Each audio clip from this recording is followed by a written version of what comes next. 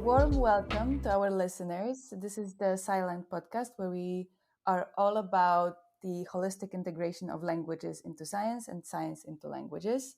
My name is Agnieszka, and today I have the pleasure of hosting our guest, Dr. Lara Warmelink, who is a senior lecturer in the Department of Psychology here at Lancaster.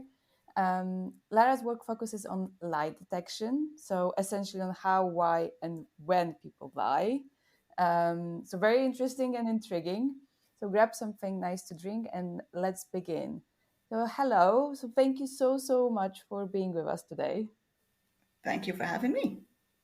So I would like to start with asking how many languages you can speak, and what I mean by that is, how many languages you can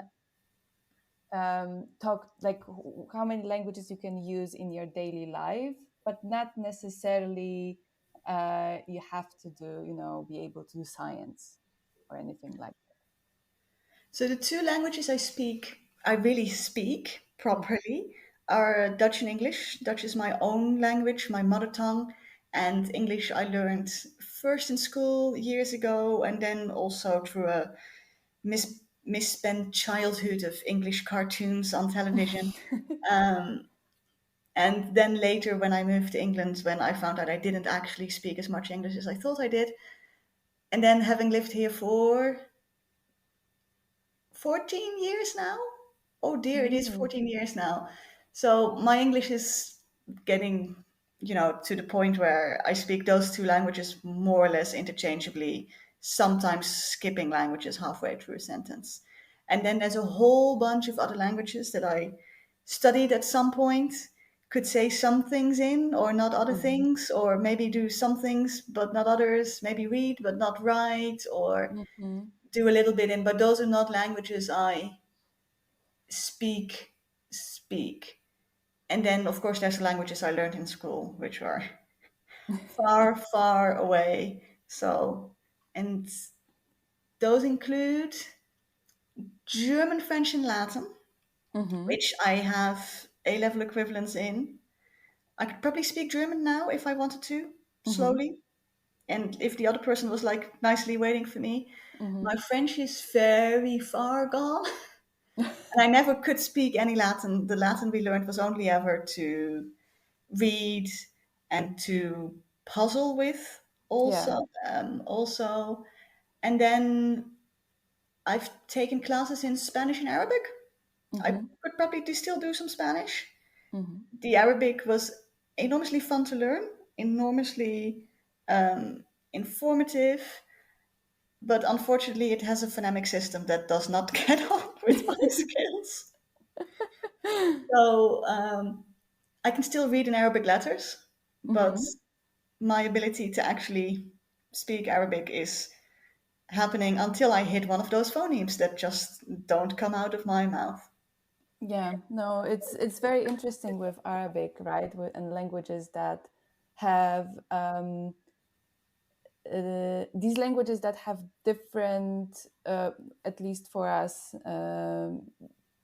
ways of showing the words and how they look like. And it just there are so many things in your brain that happen to actually speak it and also understand it, and write it. Yeah, it just because what I love about learning Arabic is that if you look at the grammar, Hmm. it seems like a very normal language. You're like for someone with my linguistic background, you look at the Hmm. grammar of Arabic and you're like, yeah, this is it's not like Chinese or something where you're just looking at the grammar going, you know. Arabic seems a very solid, understandable language from Hmm. like a Dutch or English point of view. If you look at the grammar, it's just that you have to make the noises, and you're like, they go like, they like start by like, this is the alphabet. These letters are like, Hmm. you just said the same letter twice, and they're like, no, those are two different letters. Like, no, those are not two different letters. There's a distinction here. Like, no, there's not. And Hmm. then when you start to like try and communicate with people, because you don't have that like, I can't even hear the difference in the phonemes. You're like, Yeah. he could have said this, he could have said this. It just, you just get stuck in it. But But yeah, that's funny. so Yeah, that's funny that you said that because I learned Chinese for some time and it actually made a lot of sense to me. I yeah. remember looking at the grammar and being, oh yes, that's that makes so much sense. So it's interesting how people with different language background can see different languages. But this is a lot of languages. You definitely learned, um, even if you don't feel like you're extremely fluent in them. It seems that you learned a lot. Was there any um, motivation behind learning these languages? mostly I was avoiding trying to have to learn chemistry Oh. because my when I went to secondary school in the Netherlands, you basically have the choice of certain certain like A levels, and if you pick Mhm. some, you have to pick others. And I absolutely hated chemistry. So like I didn't want to pick any combination of courses where at some point chemistry would come up. So that ended up sort of forcing me to do a whole bunch of languages. So this is where the French, German, and Latin came from. Mhm. And then Spanish came later when I started to do a PhD, and I thought I needed a hobby, and I Mhm. figured why not go to Spanish classes because keeps me off the street. I already had like French and Latin, so like I can do Spanish. And then there's another language which I haven't mentioned, which is Swedish. Oh. I've got family who are from Sweden, and I've got the same thing with Arabic where I can't pronounce it because I don't do the phonemes right. Mhm. So like my mumor, she would like giggle she just sits there and giggles at me when I ever try to speak it because some of the phonemes aren't right, and she'll be like, "It's shh, say shh," and I'm like, and then I do it wrong, and then she's like, she'll say, "They're like, no," but I can read that or puzzle some of that together. Nothing complex though. And then sometimes you like try to read a paper and then you come across some word that's really important and you don't know what it is, and you're like, Mhm. well, this started off interesting, but now I'm stuck. Mm.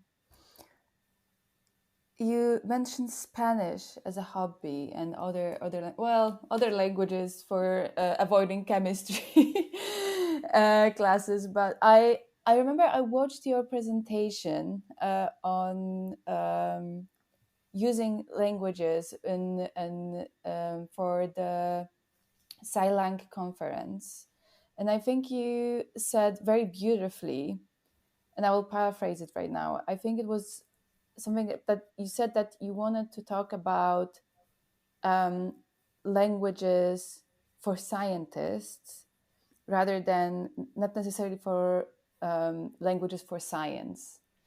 Yeah. And I really love that. And could you elaborate on that? Because, like you mentioned already about having hobbies and keeping you off the streets. So can you elaborate a little bit more Yeah. about that? And the reason I wanted to give that talk at the Silang conference is because I felt that the sort of Silang community at Lancaster sometimes forgets that science is done by people. So they sort of talk Exactly. about science as though it is a this sort of nebulously existing thing in which language can be incorporated and then beneficial effects happen. Hmm. And of course, it's perfectly accurate to talk about science in such a way, but I'm a psychologist. So to me, whenever I get confronted with any sort of issue of concept, my first instinct is always to think about, okay, so how are the people involved creating this? How are the people involved doing this? Because language is coming into science not like directly, it's being created by the scientists. It's the scientists who care about these things.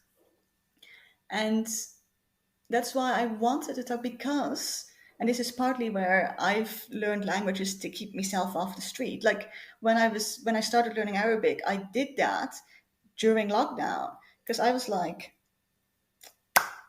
I got to do something with myself. Mm-hmm. You could do something productive and something different and something mentally stimulating.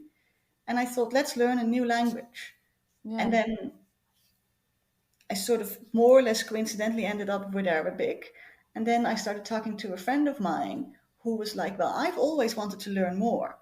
So then we started working together to learn Arabic. And I have to say that I think neither of us particularly got into far places. Like it's not like we turned ourselves fluent, but that wasn't the point. The Mm-hmm. point was to engage together in a social way in something that's mentally stimulating, that's exciting. She has family members that do speak Arabic, so for her this was also about connecting with family. And I think in the end, that's what language is for. Language is there to connect us. And language is there when I think about language in science, I think about how languages is connecting different scientists across the world. Mm-hmm. And I do believe this is within psychology a rather controversial debate, but I do believe that language affects how we think. It's not the Mm-hmm. case that we can't think without language or that we can't do clearly we can think about things that we don't have words for. But then if you try to think about something you don't have words for, what do? You make a word up. You know, Mm-hmm. we are language is very deeply embedded in Yeah. our own thinking and in our social relationships, and it is one of the main mediators between our thinking and our social relationships. So that's why I wanted to, on that conference, talk a little bit about scientists rather than science itself, because it is the scientist that creates the science, and it is the scientists that are bringing the languages in. And I also think that scientists have the tendency, and I don't want to sound overgeneralizing here, but scientists have the tendency to sort of identify with their work. Mm-hmm. So people say, I am an engineer or I am a psychologist. And this is part of our self identity. And this has, strong cultural benefits, like having that identity and being able to bond with other people through that identity has very strong beneficial effects. But it can also be a stressor in a certain way. It can mean that people sit in a bubble or that people feel pressure to always be doing science and have difficulties sometimes letting go of that identity for a little while. And I Mm-hmm. think that this is where languages and language learning can be really beneficial because it allows you to do something that is mentally stimulating but also not directly related to the science you're doing. So Mm-hmm. it's allowing you to have that step back. And in the same way, I talked about sort of our identity as a scientist. I think language is often part of our identities. Mm-hmm. Um, and I'm aware that this is a very sort of cultural way of thinking. Mm-hmm. So I think that people who speak minority languages, like someone like me who's like grown up in Dutch, these people tend to feel that language is a stronger marker of identity than people who speak more global languages. So Mm-hmm. people who speak English tend to feel less strongly about that than I do, and some other people I know who speak smaller languages. Mm-hmm. But I think it's a good way for scientists to every now and time to step back from the science and think, well, what does that mean for me or for us as a people? It's a way to balance the identity of being a scientist and Mm-hmm. being a person. I think you are touching very interesting and important point, and I actually there were so many interesting things. I don't know what to follow up first, but um, I guess I think what you said also takes us a little bit about into like the realm of like what language is for scientists, that it doesn't have to be always a tool. It can be, but it doesn't have to. Because when I think about what you just said, I think about networking, and networking obviously can be great, but um, because people, scientists can meet and collaborate, etc. But as you said, I think we forget very easily that there are people behind this language or language barrier, whatever it is. It's not only um, it because networking basically like as the word suggests is work, right? So it's not necessarily the same thing, right? It's not. It's then it's a tool for your work rather than a hobby and like genuine connection. Yeah, Like, and I think it's that genuine connection that's important. So I think that by reducing language to a tool, you're sort of giving it a deliberateness. If you talk mm-hmm, about networking, you're saying there's a deliberate and conscious relationship between you and me, where I want something from you and you want something from me, and we can like exchange this information over this relationship as though it's like a telephone line or something like mm-hmm, that.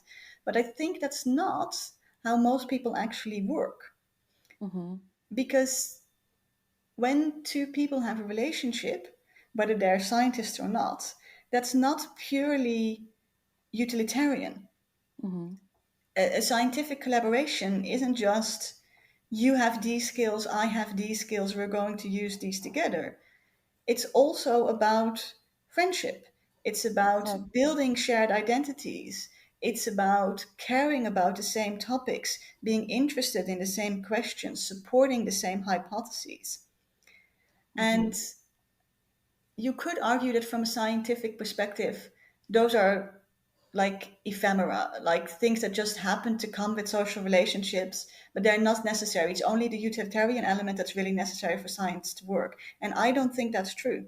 I think that those social relationships are actually very important in science.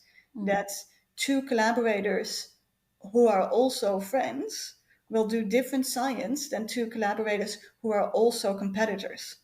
Yeah, I definitely agree that social relationship is important in science, and I feel like we forget about that, don't we? How do you feel? Yeah, and I think we forget about that. And I think that forgetting is sometimes part of a bigger forgetting surrounding privilege and who's in networks and who isn't in networks. Mm-hmm. So if you think about how conferences are often opportunities to network, but Mm-hmm. also opportunities to build those social bonds.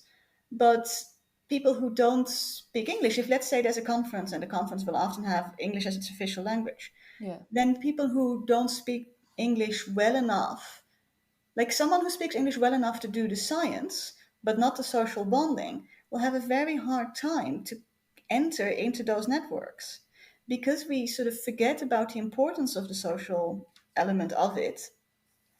We also lose sight of the detrimental effects on people who can't engage in the Yeah. social networking of it. Okay, you're going again in a very, very interesting direction, I guess. At least I think so, because I do think a lot about English as a language in science. I'm trying to actually tease my interviewees, asking them whether they think English is the fact that we use English in science in many cases. Like it's a language that well, I don't want to say that you have to use to do science because obviously it's not true. But if you want to communicate your work to the bigger audience, then you probably um, You have have to. to. I guess I'm trying just to ask whether you think it's a good thing or a bad thing or both. Yeah. So, first of all, I think it's true. So, an Israeli researcher once gave me the beautiful joke that even God himself would not be able to get tenure at an Israeli university because he only has one publication and that's in Hebrew. Yeah, So, in a certain way, you do. yeah, Like in the Netherlands, people expect you to have publications in English. hmm Like yes, all of the in psychology, all of the big prestigious journals, the kind of journals that you want your publications to be in to look prestigious on the CV, are in English. So if your English isn't good enough, if you can't engage in that language, you either have to have your work translated, and I think something is always lost in translation, or you're at a detrimental effect. And is it about, because on one hand you can see all of the advantages, right, of saying, okay, we're going to agree on a language and we're going to stick to it and we're all going to talk in this language. Mm-hmm. And in some way you need that, because something is always lost in translation. If everybody just wrote in their own language and then everybody started translating, if everybody wrote in their own language, what would happen is that you would have networks within that language. And then Yes. that'd be like, you'd have like French psychology and English psychology, and it'd be really difficult for the French psychologists to influence the English psychologists. Mm-hmm. But by setting English as the language, you're sort of giving this natural advantage to people who already speak English. Yeah. Although I do sometimes think that conferences, natural speakers of English are sometimes at a disadvantage, because you have people, let's be rude here, and let's say from certain parts of Northern England, who have like heavy English accents. Ah, I see. And then they go to a conference and they think, well, I speak English. And then they Mm-hmm. just start their conversations and they speak their own English. And then, like, people from other countries listen to them and say, what language is this person speaking? Yeah. Like, can't you try and speak English for us? And they're like, I was. And we're, no, no, no, you're not. So sometimes the awareness that you're speaking in a foreign language can be helpful. So I think actually the language of English as science isn't quite the same. It's like this. There's like this own special scientific dialect of Yes. English, which isn't quite the same as speaking English. That's true. And I suspect that if you're a native English speaker, you still have to get used to that specific dialect. You see it in undergraduate students here at Lancaster, where one of the things we do is we teach them how to like write essays. Mm-hmm. And we pretend that this is purely about writing, but it isn't. It's also about training them up in this sort of vocabulary use, grammar use, the kind of grammar structures that you should more or less. And we don't see that as a language thing. But in Mm-hmm. reality, it is a language thing. We say, oh, this is about clarity of writing. But clarity of writing isn't just clarity of thought and clarity of explanation. It's also speaking in a dialect that we consider acceptable in these contexts. So it's not necessarily that being English is tremendously beneficial. Being English is tremendously beneficial, but it does come with its own challenges. Just because you're a native English speaker, you can't just assume that language is open to you. You still have to Mm-hmm. spend the time and learn it in that way. Maybe I can make in comparison to computer languages. Oh, that So, would be great. because, like, let's say the computer language I use most is R. Mm-hmm. And technically, that's in English. Like, it Mm-hmm. uses English words. But being a native English speaker doesn't mean that you can speak in R. Mm-hmm. Like, yes, you know all of the individual like command words, but that Mm-hmm. doesn't help you because you have to learn the grammar of the computer language. Mm-hmm.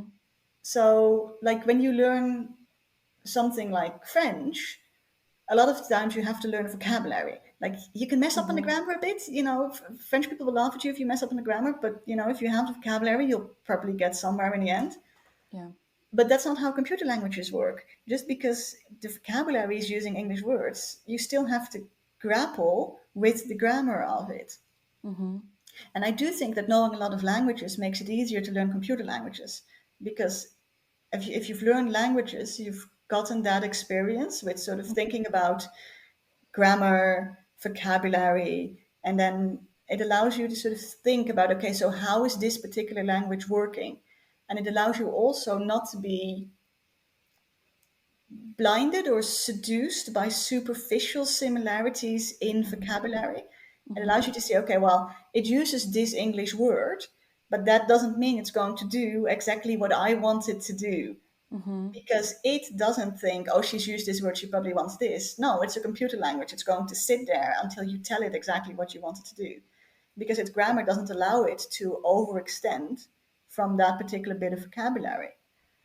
But yeah, sorry, I've completely gone off track there. No, no, no, no, no. That it just it's fascinating, especially when you said about the superficial similarities in language. That you know, when you're coding, you, if I understand correctly, you have to, okay, you have vocabulary, you understand the words, but the understanding of what you have, how you have to use it, um, and it's just different than talking to a human.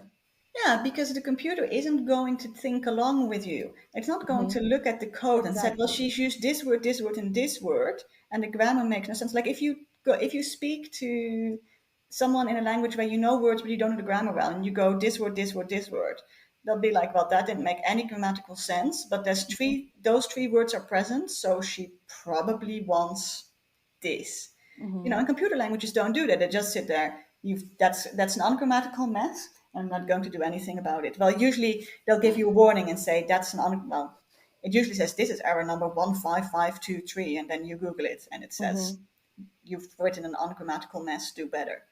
So Mhm. this is where computers and people are different.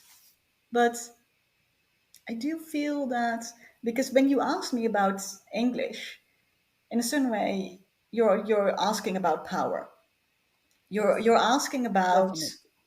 who gets to set which languages and do what. And Mhm. in a certain way, this is very nice about computer languages because whoever programmed the language has the power, and their power is Mhm. absolute. They can say, "This is R, this is the grammar. If you don't abide by the grammar, I'm going to give you error message 111553." But Mhm. that's not how people or societies work, where yes, the fact that we use if English is a symbol or a representation or a consequence of the social economic power of what used to be England, what is now America, uh, because they dominate social economically, they dominate science, and they can basically say, you have to write in our language, otherwise, we're not going to read it. And if we can't read it, we're not going to give you all of the perks that come with being a prestigious researcher. But that doesn't mean that the other scientists are entirely powerless. That Mhm. doesn't mean that when well, first of all, they can choose not to go along with that. They can choose to set up an alternative center of science in that language, which is a little bit what the Soviets tried to do, where they were like, well, we're going to write in Russian anyway, and if you can't read Mhm. it, tough luck. Mhm. But they also have an influence on what's acceptable English. Mhm. They're also saying, okay, well, in order for it to be clear, you have to use English like this.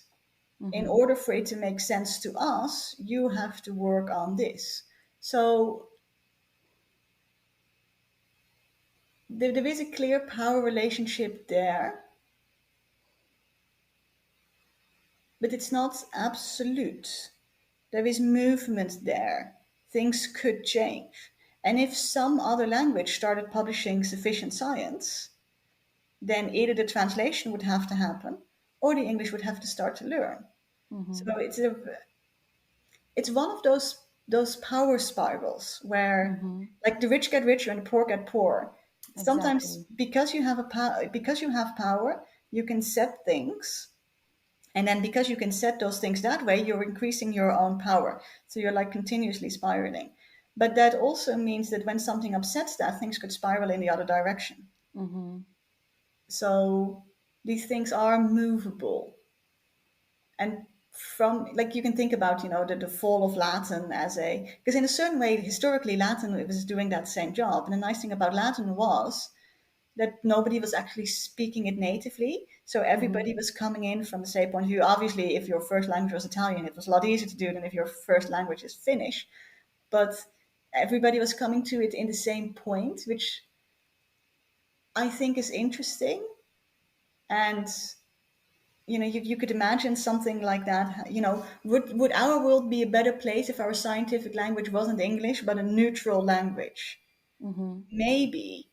But then what you see historically is then just being able to speak that language is a form of power, where that Mhm. people are like people of high power are using that language as a Mm-hmm. way to hold on to that power, to represent that power. You don't belong because you don't speak it. You have to go through all of these hoops in order to learn this language, in order to show that you can do these things. So I don't think that the power dynamics of the language would change if you change the language. It would Mm-hmm. just be that different people had the advantage. Mm-hmm. And you wouldn't necessarily end up with a situation that is over the whole more efficient. Mm-hmm. Yeah, it seems like it would be the same thing as you said, it just with a Just with different other people. language.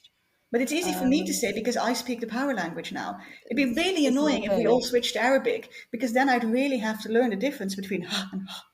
So, Exactly. Exactly. So this is also the problem, right? That these people who even maybe feel less advantages when it comes to learning English, once they learn English, they probably don't want to change that. yeah. So I know it's a hard question, but do you think there could be a way of kind of having different languages intertwined in the science in some way, maybe with new technology or in just the way that people think about, as you said, about this power that maybe English speaking world could um, give a little bit of this power. Um, Yeah. but I don't know. I really don't know if that's possible. Yeah. But the thing is that automated translations are getting better so Mm-hmm, fast. mm-hmm, Like even 5 years ago, like auto translating something, let's say from Dutch to English, which are quite closely related languages, and there's quite a lot of both of them on English, was like very limited. mm-hmm, And it's so much better now. So I don't want to say it wouldn't be possible. I like if you got to a point where you could press a button and get automatic translations, which are about as good as they can be. Like something is always lost in translation. yes. But if you get to the point where, for absolutely no money, you could translate everything as good as a good translator does, Mm-hmm, then you could it might not matter anymore because then everything that's published in English could be read in Chinese, and mm-hmm, everybody who wants to publish things in Chinese can write it in Chinese, chuck it through the translator, and submit it to nature, even though they don't speak English at all, because the editor will come back to them with the comments and they will just chuck it through the translator. mm-hmm, The thing is, I find this is so not my area of expertise, so I don't know. So let's say that translations have gone from 50% sensible to 90% sensible mm-hmm, in the last 15 years, mm-hmm, like automatic computer translations. mm-hmm, How much time and money is it going to cost us to go from 90 to the 98% we need for these things to work? mm-hmm, Maybe that's really easy, and maybe that's a matter of, some companies need more data from certain languages, and 5 years from now that exists. mm-hmm. Or maybe that's actually completely impossible and the computer's never going to get better than 90%, and therefore we're never going to get to that place. And Mm-hmm. I wouldn't bet money on either of those options. I think both of them are quite possible. So it could be that 20 years from now, I'd probably still speak English because I've like invested the time. It's in my head now, I Yeah. can't lose it. But maybe, someone like me from the Netherlands, like let's say by my children or my grandchildren, which I don't have, but they might grow up in the Netherlands and just always speak Dutch and Mm-hmm. just always auto translate and just never need to learn any other languages and But just maybe get they will for hobbies. yeah. But maybe indeed, maybe they will have hobbies. Maybe they will just be like, I use my machine for these languages, but I actually speak Swedish quite well. Yeah. Yeah. But the thing is, when I say something is lost as translation, that's not a bug. That's a feature, so to speak. Mm-hmm. It's not just the Mm-hmm. fact that computers can't do it, that people can't do it, and it's even the thinker myself. Like I speak English and Dutch, more or less interchangeably, but that doesn't mean that I can perfectly translate. Mm-hmm.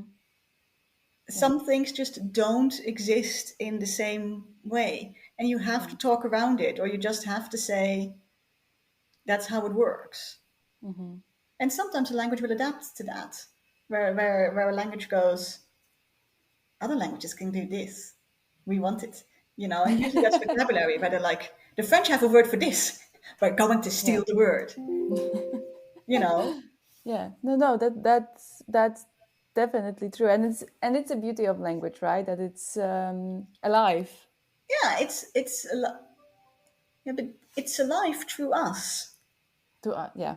It's Yeah. it's alive because we're alive and we have needs and relationships and we want to express things.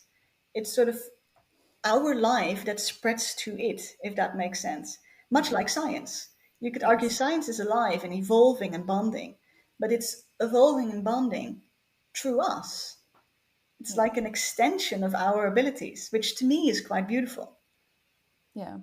I think it's a very beautiful thought to end with. That languages are alive through us, just as science, um, and we need them for our social well-being, I guess. Yeah, yeah. Would you like to? Languages are a creative expression of us, like music or dance or Yeah, science. yeah. So thank you so much for joining us today. I think it was a beautiful conversation and very interesting. This was Silent Podcast. Till the next time.